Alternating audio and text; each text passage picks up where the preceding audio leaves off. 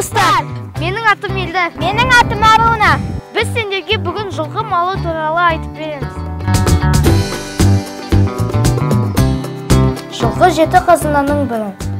Халқымыз ерте заманнан көшпелі өмір салтын ұстанғандықтан, тұрмыс тіршілігі тікелей жылқымен байланысты болған. Жаугершілік заманда жылқы біздің кең байтақ жерді қорғап қалуымызға септігін тигізген.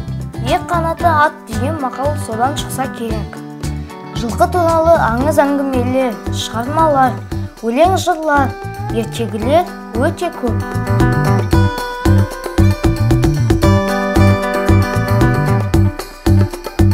Жылқыны төрт түлік малдың төресі деп атайды.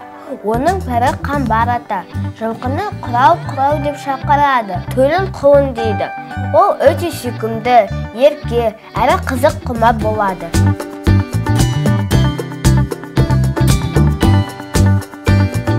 Алты айдан 1 жасқа дейінгі жылқыны жабағы, 1 жастан асқанын тай, 2 жастан құнан, 3 жастан асқанын дөнен, 5 жасарын бесті дейді.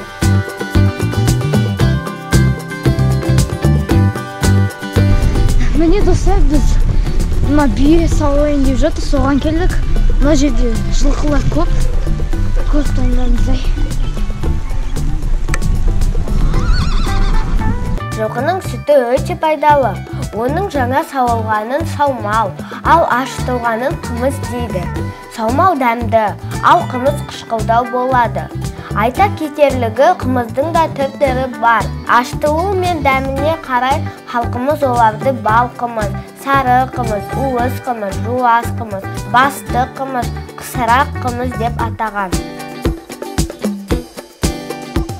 Жылқыны қазақтар торы, шабдар, жирен, көрен, кер, қара, қоңыр, көк, сары, бөрте, құла, шұбар, бурыл, ала деп түсіне және жүрісіне, тұлғасына қарап ажыратқан.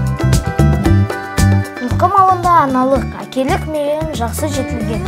Биелер қыста қар астынан шыққан шөпті әуелі өзі жемей, құлын тайларына береді. Ал айғырлар үйірін жыртқыштардан жақсы қорғайды. Бір айта кететіні, жылқының иісіне жылан жоламайды. Далаға қонғанда адам жылан келмесін десе, аттың ер-тұрманын айналасына жайып тастайды. Жылқы қасиетті жануар. Ол лай су ішпейді, сасыған суға жоламайды, шөптің асылын теріп жейді. Бүгіндікке осы достар, арнамызға жазылыңдар.